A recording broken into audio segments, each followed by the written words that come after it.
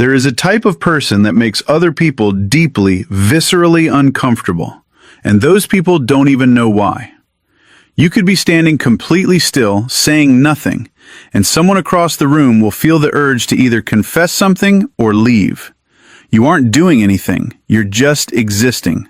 And somehow that's enough to change the entire temperature of a space. Psychologists have studied this phenomenon for decades. Anthropologists have found traces of it in ancient civilizations across every continent. And in one of the oldest indigenous traditions in North America, they gave this type of person a specific name, one that carries more weight than most people realize. Today we're going to talk about that. Not in the vague, feel-good way you might have heard before. We're going to go deep. Behavioral science, real psychology, historical record, and some things about your own mind that you've probably felt your entire life but never had the language to describe. Stay with me, because by the end of this, you're going to understand something about yourself that changes the way you see every single interaction you've ever had. There is a concept in behavioral psychology called involuntary influence. It refers to the documented phenomenon where certain individuals alter the emotional state of others without intention, without action, and sometimes without even speaking. These aren't charismatic leaders. They aren't trained therapists. They are ordinary people with an extraordinary neurological signature that forces everyone around them into a kind of emotional honesty they didn't consent to. In neuroscience, this is partly explained through mirror neuron density. The average brain has a baseline level of mirror neurons. Those are the cells responsible for reading other people's emotions, predicting behavior, and generating empathy. But in certain individuals, that system is operating at a level that's almost off the charts. Their nervous system doesn't just read a room, it becomes the room. What most people don't realize is that this isn't always a comfortable gift. In fact, for most people who carry it, the first 40 years of their life feel less like a superpower and more like a curse they can't explain and can't escape. If you've ever felt like you were born into the wrong frequency, like everyone else got a handbook for how to exist in the world and yours went missing, what I'm about to share with you might be the first thing that actually makes sense of your entire life. In the Lakota tradition, there is a sacred archetype called the Heyoka. Not a myth, not a metaphor, a real recognized role within the community. Someone who was identified, often in childhood, as functioning in a way that was backward from everyone else. Not broken, not defiant, just wired differently at a level so fundamental that even their perception of reality ran in the opposite direction from the people around them. The Lakota elders didn't try to fix the Heyoka. They didn't medicate them or marginalize them. They elevated them, because they recognized something that modern psychology is only now beginning to quantify. These individuals didn't just experience the world more intensely, they changed the world, simply by moving through it. But here's what most videos on this topic get completely wrong. They make it sound beautiful. They package it in glowing language and tell you that you're rare and powerful and chosen. And while some of that is true, it leaves out the most important part, the mechanism, the actual psychological and neurological reason why this happens. And more importantly, what it costs you. And what you can do about it. So let's start at the very beginning, with something that happened to you so early in your life that you might not even remember it consciously. Before you were old enough to have language for it, you noticed something that other children around you didn't seem to notice. You felt what people were actually feeling, not what they were saying, not what their face was showing, the real thing underneath. The mother who smiled at you while her hands were shaking. The teacher who laughed too loud and too long. The parent who said everything was fine in a voice that vibrated with something that was not fine at all. You couldn't explain it. You just felt it. Like there were two conversations happening in every room, the one out loud and the real one happening underneath the surface, and for some reason, you could hear both simultaneously. This is called emotional dissonance detection. It's a measurable cognitive function, and in most people, it operates at a low hum in the background. They pick up on inconsistencies when they're severe or when they're looking for them. But in a small subset of people, this function runs constantly, automatically, and with a sensitivity level that makes it nearly impossible to be in a dishonest environment without your entire nervous system reacting to the lie. You weren't imagining it. You weren't being dramatic. Your brain was picking up on micro-expressions, vocal tonality shifts, body language misalignments, and electromagnetic field variations that most people's brains filter out as irrelevant background noise. Your filter was set differently from the beginning. And here's where it gets genuinely fascinating. Because this heightened detection system doesn't just let you see what people are feeling, it broadcasts something back to them. This is what researchers studying interpersonal emotional regulation call reflective resonance. And it is the core of what makes a person like you so fundamentally disorienting to everyone around you. When you are present with someone, your nervous system begins mirroring their emotional state with extraordinary precision. But then, and this is the critical part, it amplifies it. It sends it back. So the person who walked into the room hiding their anxiety suddenly feels twice as anxious. The person carrying guilt they've been suppressing for months suddenly feels it pressing up against their chest like a physical weight. They don't know why. They can't point to anything you said or did. They just feel exposed in a way that has nothing to do with logic and everything to do with what your energy is doing to theirs. Some people will love you for this without being able to name why. They'll say you're easy to talk to. They'll say you make them feel safe. What they mean is that in your presence, they stop performing. They don't have the capacity to perform anymore because you've removed the energetic space in which the performance could exist. Others will avoid you. They'll say you make them uncomfortable. They'll call you intense or exhausting or too much. What they mean is that they came to you performing and you made the performance impossible, and they're not ready to live without it. Neither of these reactions has anything to do with you doing anything wrong. It is a simple function of what you are. But let's talk about something darker that nobody discusses in the feel-good empath videos. Because this gift doesn't come without a price that is serious and specific, and you deserve to understand it clearly.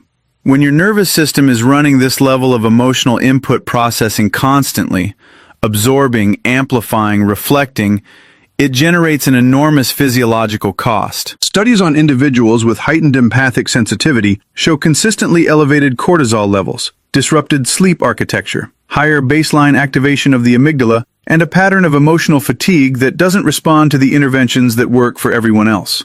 You can't just take a walk and clear your head. You can't just watch a funny movie and feel better. The processing is happening at a level below your conscious control, which means it doesn't stop when you want it to stop. It stops when it's done. And for someone like you, it is rarely done. This is why you've probably spent large portions of your life feeling exhausted in ways that don't match your activity level. You wake up tired. You end conversations feeling drained. You walk out of social situations that should have been low stakes and feel like you just ran a marathon. This isn't weakness. This is the hidden cost of operating a nervous system that is doing 3 times the work of the average person, and doing most of it invisibly. And here's something that nobody tells you about this exhaustion.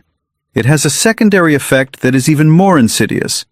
Because you are constantly absorbing and processing other people's emotional states, your own emotional signals begin to get buried under the noise. You become so fluent in other people's inner worlds that you lose the ability to hear your own.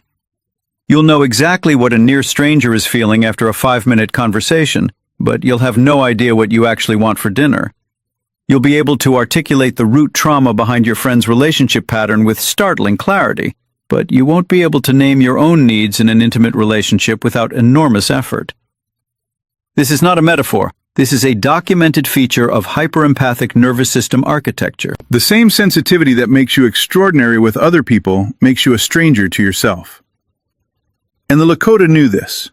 That's part of why the Heyoka existed in a community context, not isolated, not celebrated privately, held in community. Because the Heyoka needed to be seen and grounded by others in order to stay functional. Their gift required a container. Without it, the gift becomes a wound. Let me tell you about something that happens in your mind while you're asleep. Because most people with this profile have no idea this is occurring, and it explains a great deal about why you are the way you are in the morning. When you go to sleep, your brain doesn't downshift the same way a typical brain does. While most people enter a slow descent into deeper and deeper rest, your brain during REM sleep is extraordinarily active, specifically in regions associated with social processing, emotional memory consolidation, and problem solving. You are not resting in the way that word is commonly understood. You are processing. Every unresolved emotional tension you encountered during the day, every conversation that had a hidden layer, every moment where someone's words didn't match what you felt underneath them. Your sleeping brain takes all of that raw data and works it, organizes it, cross-references it against everything you've ever known, and in the early morning hours, most commonly between 3 and 5 a.m., it surfaces the conclusions. This is why you wake up with answers to problems you didn't consciously solve. This is why you bolt upright with a sudden urge to reach out to someone. This is why the feeling of overwhelming confusion you went to bed with is sometimes replaced by an almost eerie clarity in the morning. Not because the problem changed, but because your brain worked through it while your body lay still. This is not spiritual. This is neuroscience. And it also explains why you are chronically sleep deprived in a way that extra hours in bed don't seem to fix. You're not getting rest during sleep. You're getting work done. Now let's talk about the social experience of being this way. Because this is where it gets really uncomfortable, and it's important that you understand why it's not your fault. When you are in a group of people, something happens that you have no control over. You become a kind of gravitational center for emotional honesty. This doesn't mean you're the loudest person in the room or the most charismatic or the one telling the best stories. It means that the emotional atmosphere of the room begins to organize itself around your presence. Conversations that were shallow become unexpectedly deep. Someone who is holding it together suddenly starts crying without fully knowing why.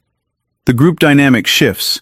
The pretending slows down. And sometimes, not always, but sometimes, the person who is running the biggest performance in the room becomes visibly uncomfortable and either opens up or leaves.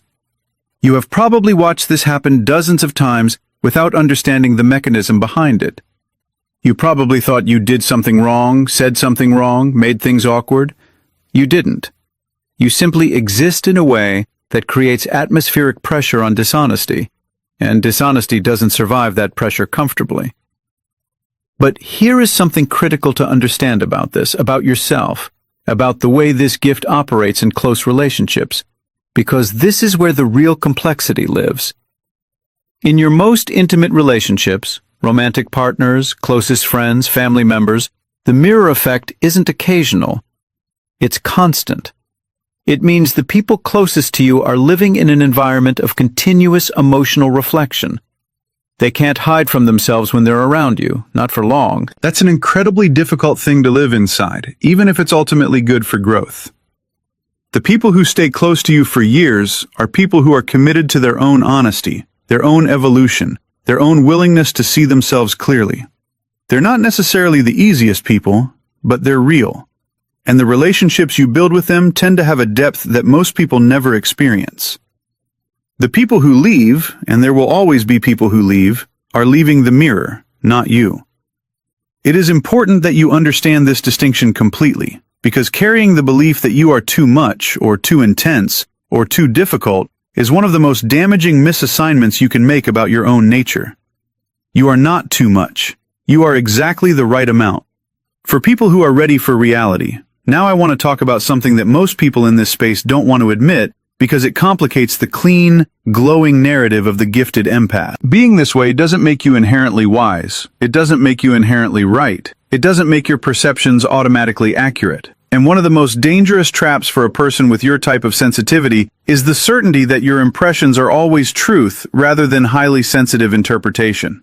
Your nervous system is extraordinary at detecting emotional signal, but signal and meaning are not the same thing. You might feel that someone is angry and be completely right that they're angry, and be completely wrong about why. You might sense that a relationship is coming to an end and be reading a real energy, but misidentify the source. This is not a failure of your gift. It is simply what happens when any powerful instrument is used without calibration. The most sophisticated version of what you are is someone who holds high sensitivity with high humility, who feels deeply and interprets carefully, who trusts the signal but investigates the meaning. The immature version of this, and every single person with this profile has lived through it, is someone who treats their emotional impressions as absolute truth and builds entire realities around perceptions that were vivid but incomplete. This is also why stillness is not optional for you. It is required, not as a spiritual practice, but as a functional necessity. Because without regular, intentional periods of stillness and solitude, you lose the ability to distinguish between what you are feeling and what you are picking up from someone else. You stop being able to tell where you end and other people begin.